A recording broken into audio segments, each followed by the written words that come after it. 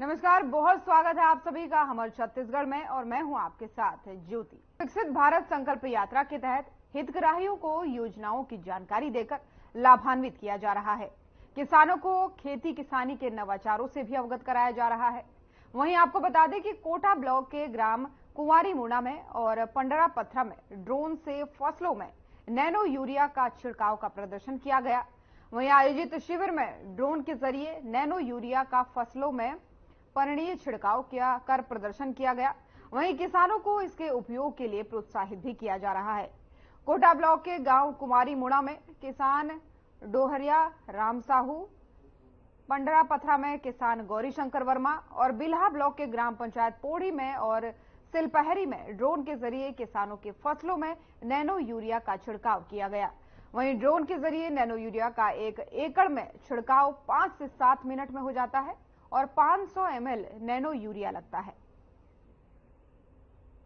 तो बिलासपुर से आपको खबर बता रहे हैं, जहां पर विकसित भारत संकल्प यात्रा का आगाज हो गया है और इसके जरिए हितग्राहियों को योजनाओं की जानकारी भी दी जा रही है। साथ ही आपको बता दें कि खेतों में नवाचारों से किसानों को अवगत कराया जा रहा है। और इस दौरान जो तस्वीरें आप देख रहे हैं ये बिलासपुर की है, जहां पर नैनो यूरिया का छिड़काव जो है वो ड्रोन के माध्यम से किया जा रहा है। इसमें अलग अलग गांवों के किसानों को यह प्रशिक्षण दिया गया कि किस तरीके से ड्रोन के माध्यम से नैनो यूरिया का छिड़काव किया जा सकता है।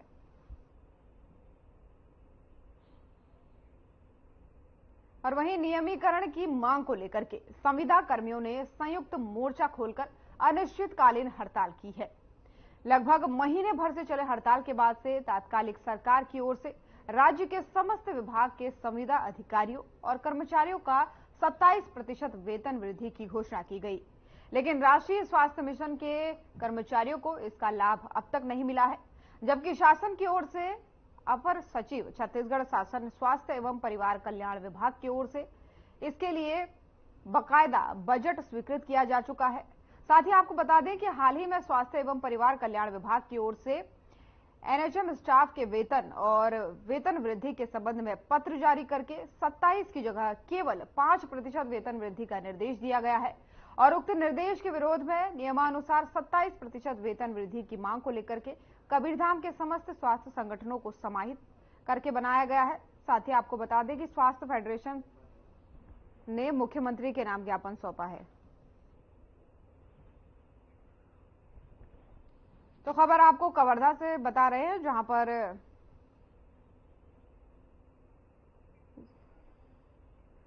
नियमितीकरण के लिए संविदा कर्मी लगातार हड़ताल कर रहे हैं और लगभग 1 महीने से ज्यादा इनकी हड़ताल चली। और जिसके बाद जब इनके मांगों की स्वीकृति नहीं हुई तो स्वास्थ्य फेडरेशन को इन्होंने अपना ज्ञापन सौंपा। अपनी मांगे इन्होंने लिखी कि हमें नियमित किया जाए। कई समय से संविदा कर्मी काम कर रहे हैं, लेकिन बावजूद उनके अभी तक उनको पक्का नहीं किया गया, जिसके बाद से ये लोग हड़ताल कर रहे हैं। साथ ही इनकी मांगों में वेतन वृद्धि भी शामिल है। इनका कहना है कि वेतन में वृद्धि की जाए। परिवार का गुजारा जो है जितना वेतन मिलता है उससे नहीं हो रहा है, जिसको लेकर के अभी अनिश्चितकालीन धरना करने की बात कर रहे हैं।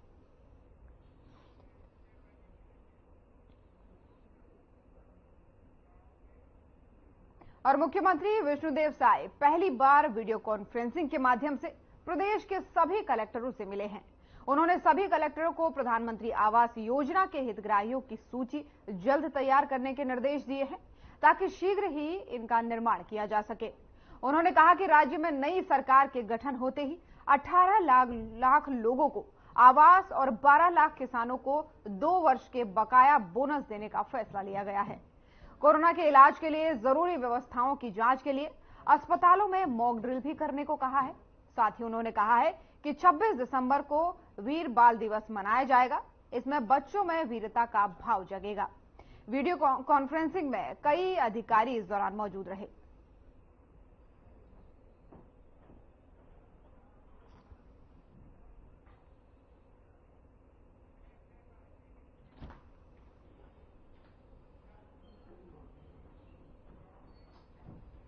और लोरमी से इस वक्त की बड़ी खबर आपको बता रहे हैं, जहां वन परिक्षेत्र कारीडोंगरी में सर्च वारंट निकला है। उड़नदस्ता की संयुक्त टीम ने यह छापेमारी की है और छापेमारी के दौरान 55 नग चिरान सागौन प्राप्त हुआ है। वहीं 10 नग गोला यहां पर बरामद हुआ है, जिसके बाद से अधिकारियों ने कार्रवाई की बात की है। तो ये बड़ी और अहम जानकारी आपको दे रहे हैं, जहां पर छापेमारी के दौरान 55 नग चिरान सागौन मिला है और 10 नग यहाँ पर गोला बरामद किया गया है और अधिकारियों ने इसके बाद से सख्त से सख्त कार्रवाई के निर्देश दिए हैं। तो ये बड़ी और अहम जानकारी लोरमी से आपको बता रहे हैं, जहां वन परिक्षेत्र कारीडोंगरी में सर्च वारंट निकला, जिसके बाद से उड़नदस्ता की टीम ने संयुक्त रूप से छापेमारी की और छापेमारी में बताया जा रहा है कि जो है वो 55 नग जो है चिरान सागौन मिला है और साथ ही 10 नग गोला बरामद यहाँ पर किया गया है, जिसके बाद से पुलिस अधिकारी और संयुक्त टीम जो है उड़नदस्ता की वो लगातार कार्रवाई की मांग कर रही है और सख्त रूप से नजर भी आ रही है।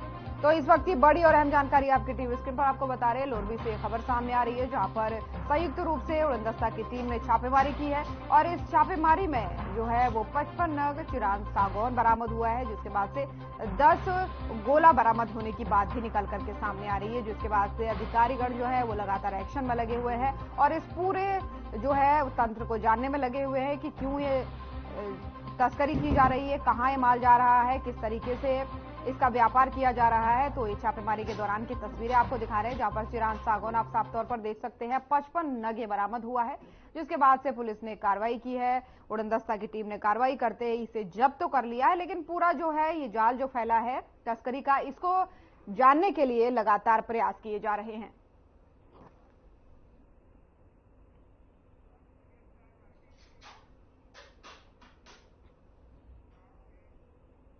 और विधानसभा अध्यक्ष डॉक्टर रमन सिंह की अध्यक्षता में आज यहां विधानसभा के समिति कक्ष में कार्य मंत्रणा समिति की बैठक का आयोजन किया जाएगा।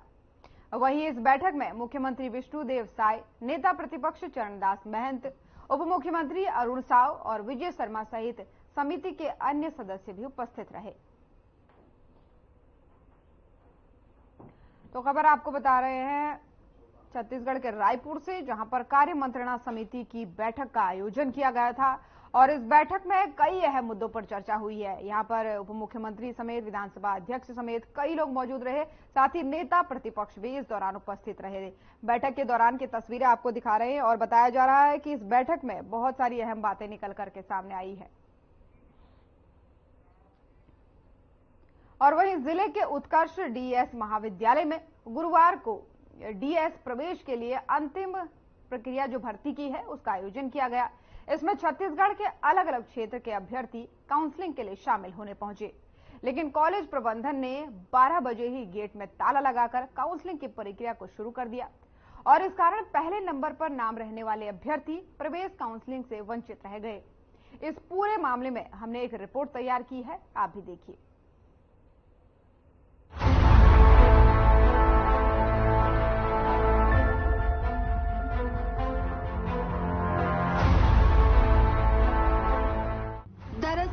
अभ्यर्थियों ने कॉलेज प्रबंधन पर मनमानी और 2.5 लाख रुपए लेकर अपने चहेते लोगों को लाभ दिलाने का आरोप लगाया। इसकी शिकायत मिलने पर जिला प्रशासन में तहसीलदार को जांच के लिए भेजा। डीएवी एंड कॉलेज में एडमिशन के नाम पर प्रदेश भर में बड़ा खेल चल रहा है और एडमिशन के नाम पर पात्र अभ्यर्थियों को वंचित किया जा रहा है। यह आरोप जांजगीर चांपा जिले में भी उत्कर्ष महाविद्यालय संचालक पर लग रहा है। 12 बजे से महाविद्यालय गेट के सामने गहमा गहमी चल रही थी। कई जिलों से अभ्यर्थी काउंसलिंग में शामिल होने पहुंचे थे। बता दें कि अभ्यर्थियों ने इसकी शिकायत जिला प्रशासन से की।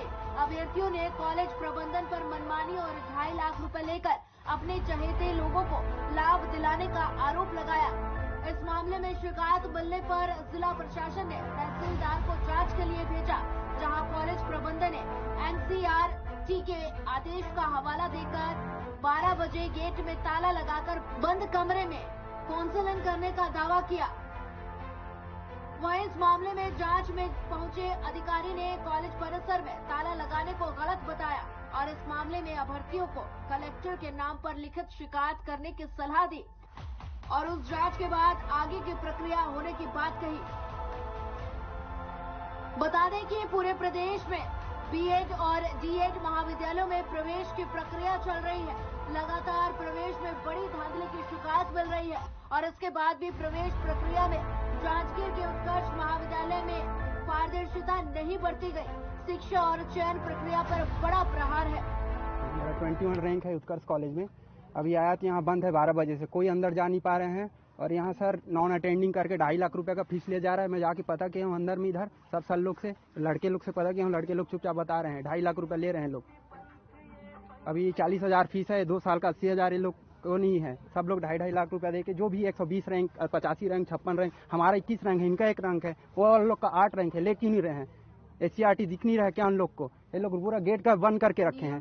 नियम ये हम बता रहे हैं कि 12 बजे से पहले, 12 बजे लिखा है कि आप लोग का मेरिट लिस्ट चालू होगा, है ना। 22 तारीख तक डेट है एडमिशन लेने का। पैसा अतिरिक्त न देने के कारण नहीं हो पा रहा है। हाँ बस वही है सर, और क्या कारण रहेगा? अतिरिक्त पैसा ना दे पा रहे हैं हम लोग, इसीलिए हम लोग का एडमिशन नहीं हो रहा है। और ना 120 वाले रैंक का हो जा रहा है क्या? हम लोग के सामने में घुसे हैं, इधर से अब मार्कशीट लेके जा रहे हैं, सब लोग फोटो कॉपी इधर से साइड से दे रहे हैं, गेट बंद है, लॉक है। उत्कर्ष कॉलेज में था, क्या बोलते हैं, बीएड के लिए एडमिशन के लिए आए थे हम लोग। क्या स्थिति बन रही है आपके? सर यहाँ पे 12 बजे तक आना था बोले ये लोग, और 12 बजे के बाद से गेट बंद कर दिया। हम लोग अंदर जाने ही नहीं दे रहे हैं, ना हम लोग को लिस्ट देखने दे रहे हैं, ना हम लोग को कुछ एडमिशन का प्रोसेस बता रहे हैं। लॉक कर दिया, उसके बाद आप लोग लेट आए हैं करके हम लोग को कुछ करने ही नहीं दे रहे हैं। तो आपको यहाँ आए तो किस टाइप से था? कोई रैंक वगैरह कुछ नहीं बताए हैं, बस गेट बंद था। हम लोग को बाद पहले जो लिस्ट जारी हुआ कुछ नहीं बताया हम लोग को। आज की काउंसलिंग में आपका कौन सा रैंक है और क्या चाहते हैं आप? फर्स्ट रैंक था मेरा भैया, और क्या बोलते हैं, फर्स्ट रैंक है तो जाहिर सी बात है ना, एडमिशन हो जाएगा। और यहाँ पे वो जो NCERT का नियम था, वहाँ तो लिखा ही नहीं है कि 12 बजे तक आपको पहुँचना है और 12 बजे ही एडमिशन स्टार्ट होगा, उसके बाद आप लोग का प्रोसेस से बाहर हो जाओगे, ऐसा कुछ था नहीं उसमें। आपके नीचे रैंक वाले को अंदर घुसाए, क्या चाहते हैं आप? किस तरह के मामला? जो लोग पहले आए थे उन लोग को घुसाए हैं और उन लोग को एडमिशन भी करा रहे थे वो लोग। अब पूछने से पता चला कि 120 उससे ज्यादा के रैंक वाले लोग का भी हो गया है, अंदर हो रहा था, अभी भी हो रहा है उन लोग का एडमिशन। क्या एक्स्ट्रा लेनदेन, एक्स्ट्रा फीस लेके ऐसा किया जा रहा है? अब हम लोग को पता ही नहीं चल रहा है, हम लोग को अंदर जाने ही नहीं दे रहे हैं, तो कहाँ से पता चलेगा? क्या चाहते हैं? अब क्या चाहेंगे सर, हम तो एडमिशन कराने आए थे, एडमिशन के लिए आए हैं ना, और क्या चाहिए रहेगा। रायगढ़ से आया हूँ, बेटी के एडमिशन के लिए 26 नंबर रैंक है, लेकिन उसको 12 बजे से पहले ही गेट को बंद कर दिए, जबकि गेट बंद नहीं होना चाहिए। और लिस्ट में नाम है 2 बार बेटी का। 120 रैंक वाले अंदर हैं और 8 रैंक वाले, 26 रैंक वाले बाहर खड़े हैं दरवाजे के, तो बिल्कुल गलत है। कौन सा कॉलेज है, क्या है? हाँ जी, उत्कर्ष कॉलेज में। किस चीज के एडमिशन? बीएड कॉलेज में एडमिशन के लिए बेटी का। क्या आपके पास अतिरिक्त कोई चार्ज के लिए बात है? ऐसा कुछ नहीं, वैसा कुछ नहीं बोले थे। तो ये कैसे हो रहा है कि? तो सर जी, जैसे 12 बजे से चालू होता है, तो ये तो 12 बजे से पहले गेट को लॉक कर दिए हैं।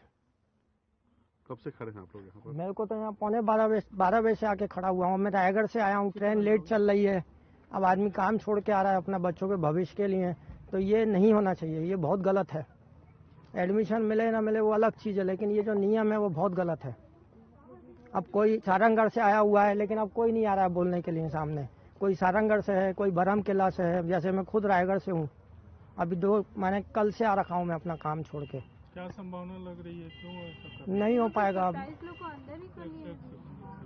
अंदर में किस तरह की गतिविधि, कुछ संशय है आपको? संशय ये है कि ज्यादा रैंक वाले अंदर हैं, जिनके पास रैंक कम है वो बाहर खड़े हुए हैं। लेन देन हो रही है? उत्कर्ष कॉलेज में एक बच्चे ने भीड़ लगा के रखी थी, उसके बारे में हमको सूचना मिली थी। हमें जानकारी नहीं थी कि क्या प्रॉब्लम है। यहाँ मौके पर पहुंचने के बाद पता चला कि गेट बंद है और बाहर बच्चे हैं और अंदर एडमिशन की प्रोसेस चल रही है। यहाँ के संचालक से बातचीत करने पे एक NCERT के 19 तारीख के नए आदेश संशोधन के हवाला दिया गया। इसमें 12 बजे तक अंदर घुसने का और प्रोसेस मेरिट वाइज प्रोसेस करने के बारे में बताया गया। चूँकि इसके बारे में हमें भी पता नहीं था, तो इसके लिए रायपुर NCERT में बात किया गया। उनके द्वारा भी इसमें सहमति बताई गई। अगर बच्चों को इसमें दिक्कत है तो वो लिखित आवेदन दे, हम इसके बारे में जिला प्रशासन को अवगत कराएंगे और हो सके तो इसमें जांच भी करवाएंगे। दरवाजा बंद वाला जैसे कि बच्चों के द्वारा भी बताया गया और कुछ लोगों के द्वारा भी बताया गया। दरवाजा बंद के बारे में ना कोई लिखित निर्देश है, ना मौखिक रूप से किसी ने मुझे बताया। सवाल ही नहीं है, ऐसा कहना बिल्कुल गलत है। भाई जिन लोगों को प्रवेश नहीं मिला है वो तो इस ढंग की बातें करेंगे ही, स्वाभाविक है।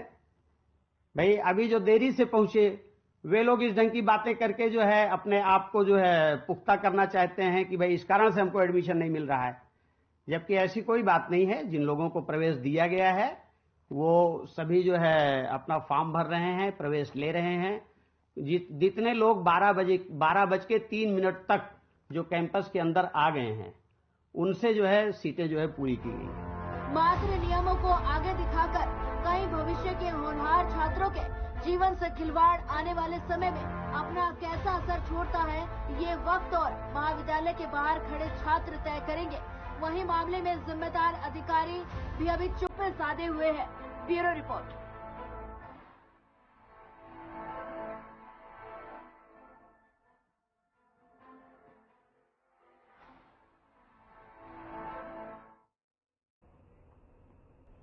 और वहीं संसद के बाहर उपराष्ट्रपति जगदीप धनखड़ की नकल उतारने और उपहास उड़ाने के मामला जो है ये तूल पकड़ता जा रहा है। और बीजेपी भी कांग्रेस के नेता कल्याण बनर्जी और कांग्रेस के प्रमुख नेता राहुल गांधी के इस कृत्य पर खासा रोष व्यक्त कर रहे हैं। आपको बता दें कि संसद भवन के सामने कांग्रेस के नेता द्वारा उपराष्ट्रपति की नकल उतारकर उपहास उड़ाया जाता है और कांग्रेस के प्रमुख नेता राहुल गांधी इस हरकत का लाइव वीडियो बनाते हैं और इस कृत्य में सहयोगी की तरह खड़े रहते हैं, जिसको लेकर के बीजेपी नेताओं में खासा रोष व्याप्त है, जिसके विरोध में रायपुर में बीजेपी के जिला अध्यक्ष जयंती पटेल के नेतृत्व में 1 दिवसीय धरना दिया गया और धरने के बाद से राहुल गांधी का पुतला भी जलाया गया। और इस मौके पर जिला बीजेपी अध्यक्ष जयंती पटेल ने उपस्थित कार्यकर्ताओं को संबोधित करते हुए कहा कि ये कृत्य न केवल असंसदीय और उपराष्ट्रपति पद की गरिमा को ठेस पहुंचाने वाला है, बल्कि अव्यवहारिक भी है। साथ ही जगदीप धनखड़ भारतीय राजनीति के वरिष्ठ नेता और पूर्ण सम्मान के हकदार हैं। विपक्ष के रहते हुए ये विरोधाभास होना स्वाभाविक है, लेकिन बीजेपी ने भी लंबे समय तक विपक्ष की भूमिका निभाई है।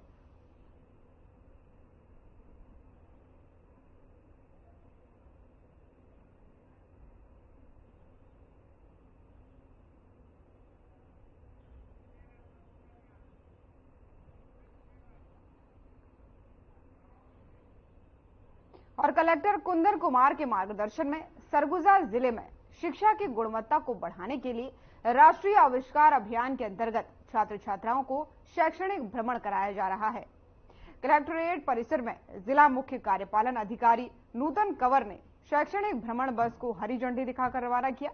वहीं इस कार्यक्रम में जिले के 7 विकासखंड के लगभग 500 बच्चों को शैक्षिक भ्रमण कराया जाना है। वहीं सीतापुर, बतौली, मैनपाट और अंबिकापुर विकासखंड के बच्चों को भ्रमण कराया गया और इसी कड़ी में शिक्षकों ने छात्र छात्राओं को पहले कलेक्टर कार्यालय का भ्रमण कराया और बच्चों ने उत्साह के साथ कलेक्टोरेट परिसर में सभी विभागों के कार्यालय का भ्रमण कर सरकार की जन कल्याणकारी योजनाओं के बारे में जाना। और जिला मुख्य कार्यपालन अधिकारी नूतन कंवर ने बताया कि शैक्षणिक भ्रमण के माध्यम से बच्चों को प्रोत्साहित किया जा रहा है।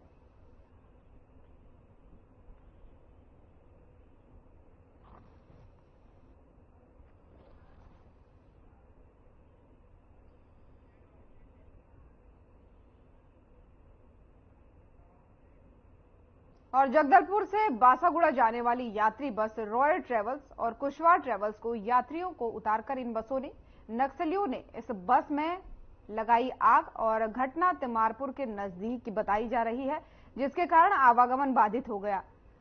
उसी इलाके में नक्सलियों ने पूर्व में भी क्रशर प्लांट में आग लगाई थी।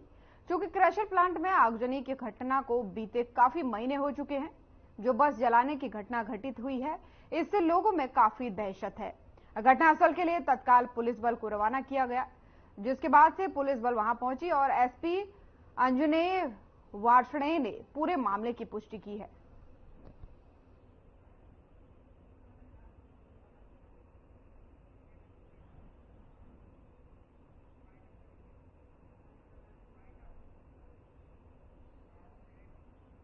अमर छत्तीसगढ़ देख रहे थे आप। छत्तीसगढ़ की खबरों में फिलहाल इतना ही। नमस्कार।